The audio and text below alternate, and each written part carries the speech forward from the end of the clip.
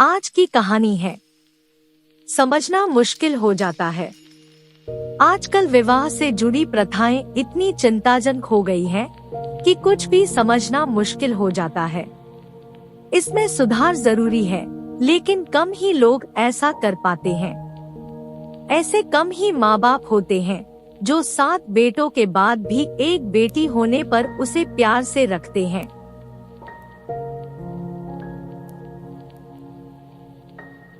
जैसे ही एक बेटी पैदा होती है, वो उसकी शादी की चिंता में डूब जाते हैं। दुनिया में इस तरह के माँ बाप भी हैं, जो बेटी की किसी वजह से मृत्यु होने पर खुश होते हैं। उन्हें लगता है कि उनके सिर से परेशानी टल गई। इन सब की वजह दहेज जैसी कुप्रथा ही है। दहेज की रकम दिन ब दिन इतनी बढ़ती जा रही है कि लोग लड़की के विवाह के नाम से ही घबराने लगे हैं। पता नहीं कब यह सब खत्म होगा। बेटा जितने भी क्यों न हो, उन्हें भार नहीं लगता है। उनकी शादी नहीं भी करेंगे तो कह देंगे कि बेटा कमाओ और खाओ, फिर मन होने पर शादी कर लेना। बेटा का चरित्र खराब भी हो तो उसे गलत नहीं समझा जाता, लेकिन बेटी का विवाह करवाना जरूरी है।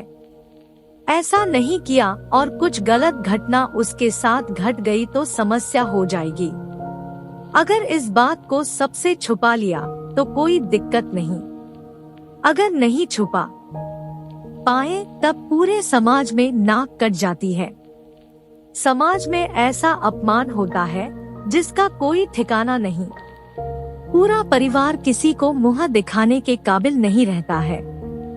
दुख की बात यह है, जिन माँ बाप को अपनी बेटी की शादी में दहेज के कारण लाखों परेशानी झेलनी पड़ती है, वो अपने बेटे के विवाह के समय इन सबको भूल जाते हैं। वो अपने बेटे की शादी के लिए दहेज लेना बिल्कुल नहीं भूलते। उन्हें लड़की के परिवार वालों से बिल्कुल भी सहानुभूति नहीं होती, बल्कि वो अपनी बेटी की शादी में दिए गए दहेज को भी मिलाकर बेटे की शादी में लेने की कोशिश करते हैं।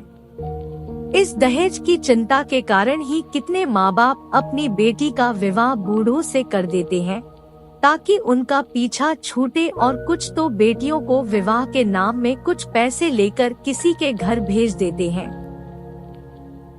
गुलजारी लाल भी एक ऐसे ही पिता थे, जिन्हें अपनी बेटी की शादी की चिंता खाए जा रही थी। यूँ तो उनकी आर्थिक स्थिति ठीक थी और वो महीने में 200 से 250 रुपए आसानी से कमा लेते हैं। 2 बेटे भी थे जिन्हें पालना था।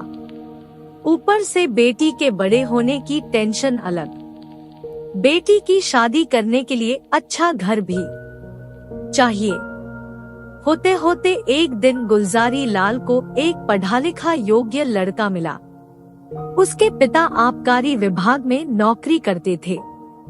इन सब के बारे में गुलजारी लाल ने अपनी पत्नी से बात की। फिर उसने कहा कि परेशानी बस ये है, लड़का शादी नहीं करना चाहता है। उसके पिता ने उसे बहुत समझाया, लेकिन वो किसी की नहीं सुनता। उसने कहा है कि वो जीवन में कभी शादी नहीं करना चाहता। समझ नहीं आ रहा है कि वो शादी से इतनी नफरत क्यों करता है। गुलजारी लाल की पत्नी ने कहा कि एक दिन उसे बुलाकर अकेले में बात कर लो। उसने पत्नी को बताया कि बुलाया था मैंने। काफी देर तक कारण पूछा, लेकिन वो कुछ नहीं बोला। मैंने रोते हुए उससे आखिर में पूछा तो वहाँ से चला गया। वह भुनभुनाते हुए बोलने लगी कि बेटी की वजह से पता नहीं क्या सब दिन देखना पड़ेगा। गुलजारी लाल बोला, नहीं, इस जमाने के लड़के होते ही ऐसे हैं। पढ़ लिखकर उन्हें पता नहीं क्या हो जाता है कि वो जिंदगी भर अविवाहित रहना चाहते हैं। वो आजाद अकेले ही रहना चाहते हैं। इसी में अपनी खुशी समझते हैं। पत्नी बोली, बात बिल्कुल सही है। अगर तुमने शादी न की होती तो ये सारी चिंताएं न होती। हम सब खुश होते। कुछ वक्त गुजरने के बाद गुलजारी लाल को विवाह के लिए मना करने वाले लड़के की तरफ से एक पत्र आया। उसमें लिखा था, अंकल प्रणाम, मैं आपको यह खत काफी दुविधा में लिख रहा हूँ। आपके द्वारा मेरे घर रिश्ता लाने के बाद से ही माता पिता मुझ पर शादी का खूब दबाव बना रहे हैं। माँ रोती है तो पिता नाराज है। उन्हें लग रहा है कि मैं जिद की वजह से शादी नहीं कर रहा हूँ, लेकिन मैं इसकी असली वजह उन्हें नहीं बता पाता हूँ। अगर उन्हें पता चला तो हो सकता है कि उनके प्राण निकल जाएं। आज मैं अपनी इस गुप्त बात के बारे में आपको बता रहा हूँ। इसे राज ही रखिएगा। किसी भी तरह माँ बाप को यह बात पता नहीं चलनी चाहिए। मुझे लग रहा है कि 5 से 6 महीने से मुझे क्षय रोग यानी टीबी हो गया है। उसी के लक्षण मुझे खुद में दिख रहे हैं। जांच में भी यह स्पष्ट हो गया है कि मैं अधिकतम 2 साल तक ही जिंदा रह सकता हूँ। ऐसे में अगर मैंने शादी कर ली तो मेरी पत्नी को और बच्चा होने पर उसे भी यह बीमारी लग जाएगी। अभी मैं खुद इस रोग की पीड़ा को झेलता हूँ। विवाह कर लिया तो सबको दुख होगा। अब मेरा आपसे अनुरोध है कि मुझे किसी तरह के बंधन में मत बांधिए। सेवक। हजारी लाल चिट्ठी पढ़ने के बाद गुलजारी लाल ने अपनी पत्नी से पूछा कि तुम्हें क्या लग रहा है? उसकी पत्नी ने कहा कि मुझे लगता है कि ये बहाना बना रहा है। मुझे भी ऐसा ही लगता है। बीमार इंसान वैसा नहीं दिखता है जैसा वो दिख रहा था, जवाब में गुलजारी लाल बोला। पत्नी बोली कि ठीक है, अब भगवान का नाम लेकर शादी कर दो, जो होगा देखा जाएगा। गुलजारी लाल ने कहा, मैं भी ऐसा ही कुछ विचार कर रहा हूँ। गुलजारी लाल की पत्नी ने फिर कहा कि एक बार आप डॉक्टर को ही दिखा दीजिए। ऐसी बीमारी हुई तो बेटी अम्बा के साथ बुरा होगा। गुलजारी एकदम बोल पड़ा, अरे तुम इन नौजवान लड़कों को नहीं जानती हो, ये सब ऐसे ही बोल रहा है। पत्नी बोली, फिर जल्दी से शुभ मुहूर्त निकालकर इनका विवाह करवा देते हैं। इतना सब बताने के बाद भी जब हजारी लाल का विवाह तय हो गया तो उसे बड़ी हैरानी हुई। उसके मन में हुआ कि अब मैं क्या कर सकता हूँ। फिर उसके दिमाग में हुआ कि डॉक्टर का पर्चा इन्हें भेज देता हूँ, लेकिन तब लगा कि नकली पर्ची बनाना भी मुश्किल नहीं होता है। ऐसे में वो मेरा विश्वास कैसे करेंगे? उसने सोचा कि सब कुछ जानते हुए भी मैं विवाह करके उस लड़की को विधवा नहीं बनने दे सकता हूँ। परेशान होकर वो अपने पिता के पास चला गया। रात का समय था। उसके पिता चारपाई पर लेटे हुए थे। पिता ने उससे पूछा कि बेटा क्या हुआ, तुम परेशान लग रहे हो? हजारी लाल कहा कि मुझे आपसे कुछ कहना है। मैंने लंबे समय से एक बात छुपा रखी है। फिर उसने अपनी बीमारी की सारी बात बता दी और कहा कि मेरी जिंदगी के कुछ ही दिन बचे हैं। डॉक्टर ने भी मुझे विवाह न करने की सलाह दी है। हजारी लाल के पिता दरबारी लाल ने अपने बेटे की ओर कुछ देर चौंक कर देखा, फिर कहा कि बेटा इस स्थिति में तो शादी करना और जरूरी है। भगवान न करे कि तुम्हें कुछ हो जाए, लेकिन विवाह के बाद तुम्हारा बच्चा तो हमारे पास रहेगा। उसका मुंह देखकर ही हम जिंदा रह लेंगे। डॉक्टर सब कुछ नहीं जानते हैं। क्या पता तुम्हें स्वस्थ बच्चा हो।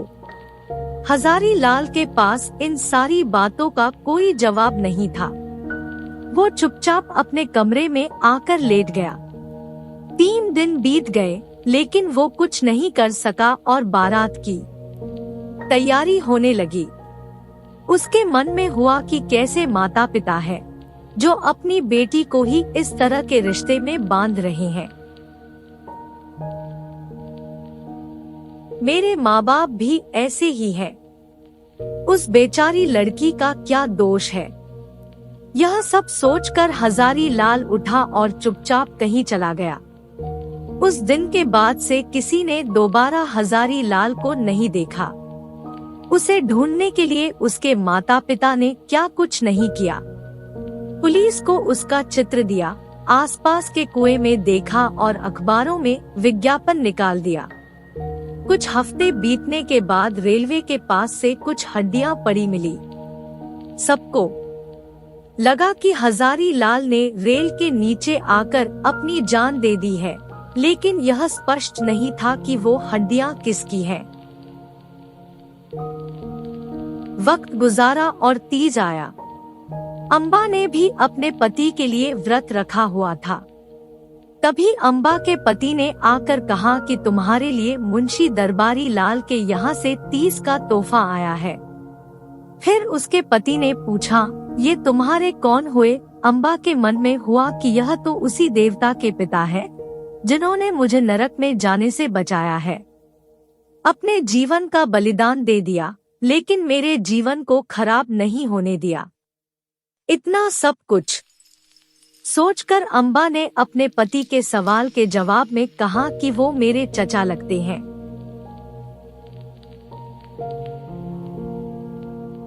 फिर अम्बा के पति ने पूछा कि हजारी लाल कौन है? पत्र में उनके नाम का जिक्र है। जवाब में अम्बा बोली, यह मुंशी दरबारी के पुत्र हैं। पति ने पूछा, अच्छा तो ये तुम्हारे चचेरे भाई हुए? अम्बा ने कहा, नहीं नहीं, वो काफी दयालु इंसान थे, मुझे सुखी जीवन का वरदान देने और डूबने से बचाने वाले इंसान थे। यह सब सुनकर अम्बा के पति के मन में हुआ कि निश्चित रूप से ही वह कोई देवता होगा। कहानी से सीख, इंसान को स्वार्थ में इस तरह से नहीं पड़ना चाहिए कि उसे और कुछ न सूझे। हमेशा दूसरों के हित के लिए ही सोचना चाहिए। Thank you for watching. Please like, subscribe and share.